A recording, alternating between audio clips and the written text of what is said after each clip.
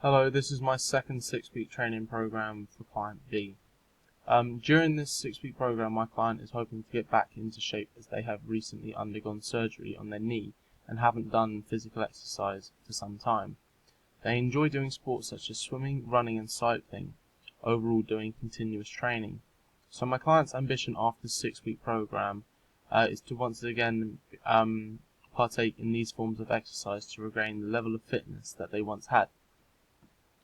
During the 6-week program, I will need to help my client very gradually regain strength in their knee, due to the fact that my client has recently had an operation on his knee, and it will be very weak and therefore will be very vulnerable to heavy and fast movements. So taking exercise slow and steady will be a very key aspect to my client. I will need to make sure that I vary my client's exercise to prevent tedium, which could also potentially lower the effort and change the attitude of my client during the exercise. Another thing is I need to make sure that I don't overwork a certain area for my client. Lastly, I need to bear in mind that the durations of each of my sessions that I set my client, and they need to be long enough to be effective for my client. However, they cannot be too long because this runs the risk of exhaustion and possibly the occurrence of an injury to my client. Making sessions too long for my client might make them lose interest in the exercise and lower the amount of effort that they put in, damaging the overall outcome from the 6-week program. So in making the 6-week program for my client, I need to make sure that I take into consideration the answers that they gave me when they filled out the PARQ test. One thing that was apparent from this was the fact that my client has recently gone a surgical operation. Therefore, we will have to do gentle exercises to start off so that we can work around this. However, apart from this, I didn't see any other reason why my client is not physically able to partake in exercise.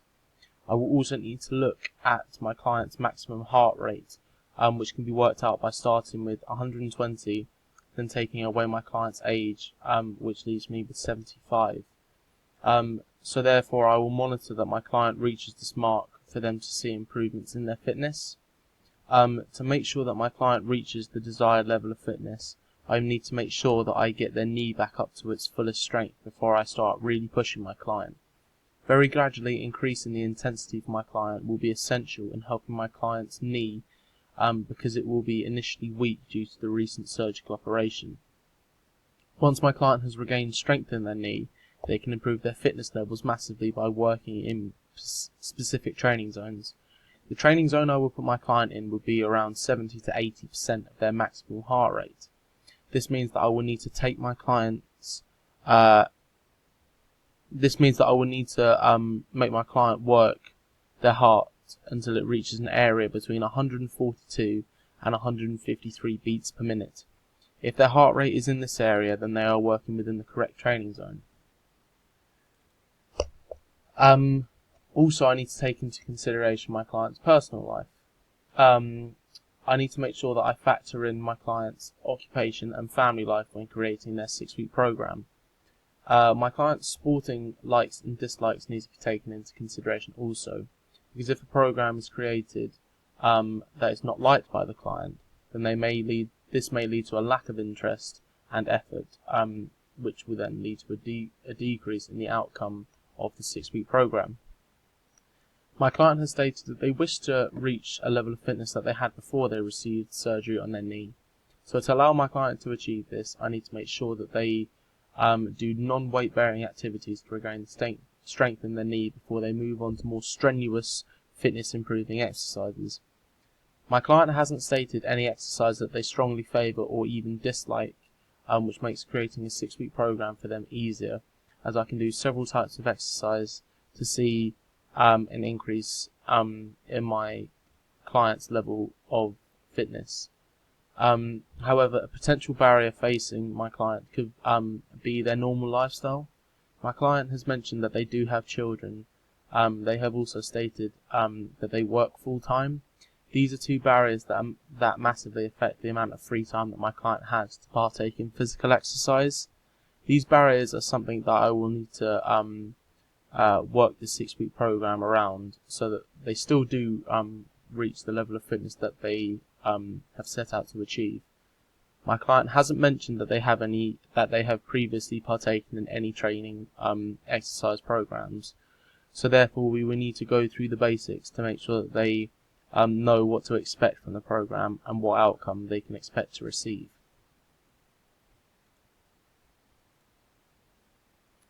A warm-up will need to be performed every time my client partakes in one of the sessions.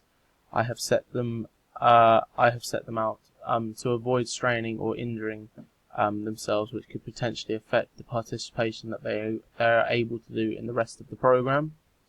The first part of a warm-up is to do some sort of pulse raising activity, followed by some dynamic stretches. These types of stretches involve stretching whilst on the move. This is opposed to static stretches, where they stand still and stretch. Dynamic stretches allow your heart rate to stay raised and oxygenated blood to flow through your blood vessels to your muscles to keep you warm and before your event.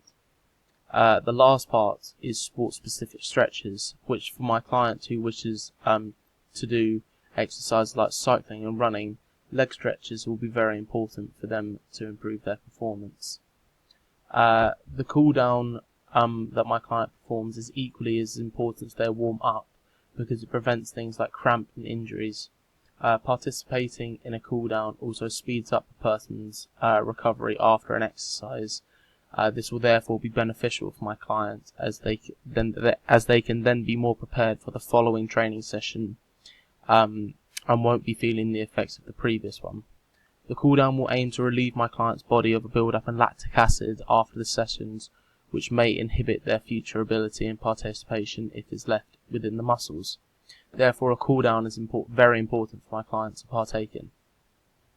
As said before, my client's main ambition from partaking in the 6-week program is to reach a level of fitness that they once had before their surgical operation. My client wishes to once again partake in sports such as cycling, swimming and jogging. An increase in my client's knee strength will be where we need to start off, as it is currently a barrier from them being able to participate in the harder forms of physical exercise. Once strength has been regained in their knee, we can start to look at exercises that will help to improve my client's cardiovascular strength so that they can increase the duration and efficiency when they participate in their preferred sports. We can achieve this by doing endurance events like jogging and long distance running, which will help to improve my client's cardiovascular strength. You can test the improvement of my client's cardiovascular strength by doing a test prior to the beginning of the 6-week training program. This is done to see what level my client's cardiovascular strength was before and then after the 6-week training program. This testing can be done by performing a test like a 12-minute Cooper run and recording the score that they achieved, and then at the end of the 6 weeks test them again in the same way, making a note of their score again to then compare the two before and after to see if there have been any improvements. This table here is the plan that I have set out for my client.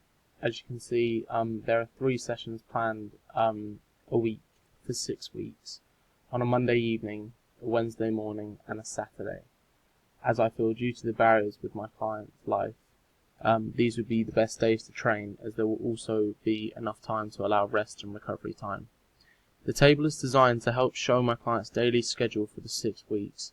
It consists of both their normal daily activity, such as going to work, and the times of their new training program. The client works 5 times a week and has limited time to do most types of exercise. This means that due to the information given to me about when the ideal time to train would be, I have organised a training session for Monday evening, Wednesday morning and Saturday, as I feel these days are the only real times that will be available and suitable for my client to train. Every 2 weeks, the activities and exercises that are within my client's program will change. This is because if the client does the same activities every week, they could start to experience tedium, meaning that they get bored of the training. Therefore, I have added variation to the plan so that the client experiences new changes and challenges and won't get bored of the sessions. So in week 1 and 2, the training sessions on a Monday will consist of continuous training sessions. A continuous swim will be great to start the program because the client hasn't exercised in a while, and we want to slowly build them back to the level of exercise they once had and get them into the routine of training.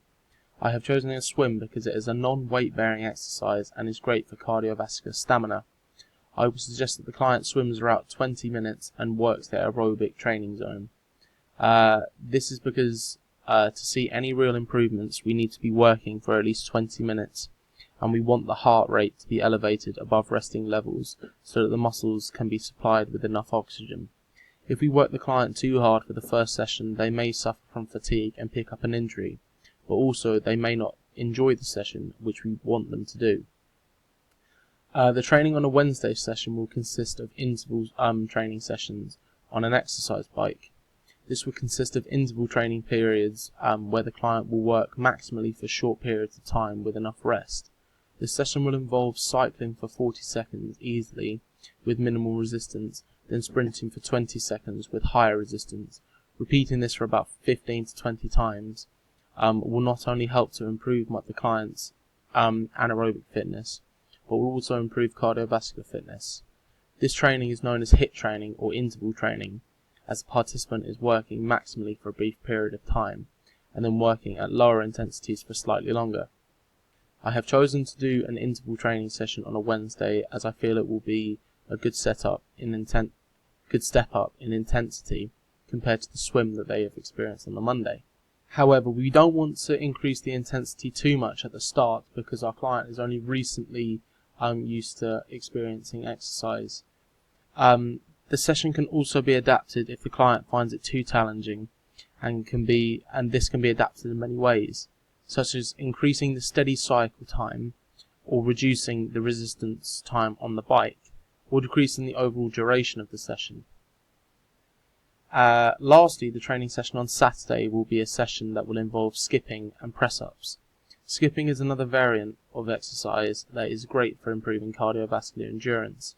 Skipping for about 5 to 10 minutes at a very fast pace will be great exercise for my client to do, as it does not require a lot of equipment, just some space and a rope. I have chosen press-ups as they are a great exercise that again you don't need any equipment for, and will also help to improve another one of my client's targets, muscular endurance. Performing 3 sets of 20 press-ups as well as the skipping will be a great session for my client to participate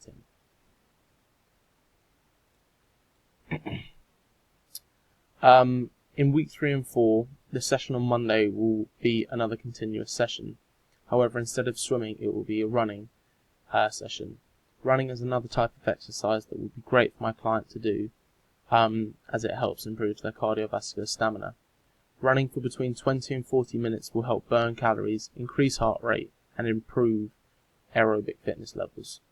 The aim with running is to try and build up either the duration of the run or the speed at which you run. The client increasing his speed or increasing the duration will mean that they must work harder and for longer. By that it will mean that they see better and quicker improvements to their levels of endurance. In week 3 and 4, the training session on Wednesday will again be HIIT training. It involves 5 exercises and will require the client to work for 40 seconds and rest for 20, and repeat the circuit 3 times. The first exercise is wide into narrow press-ups. The client can either do the traditional press-up technique, or if they find this too stressful and challenging, the press-up can be performed on the knees. Perform 5 wide press-ups and then 5 narrow press-ups. The second exercise is squats, either standard squats or squat jumps. For more of a challenge, the client can perform sumo squats, or to lower the challenge, they can use a chair for assistance. When performing the standard squats,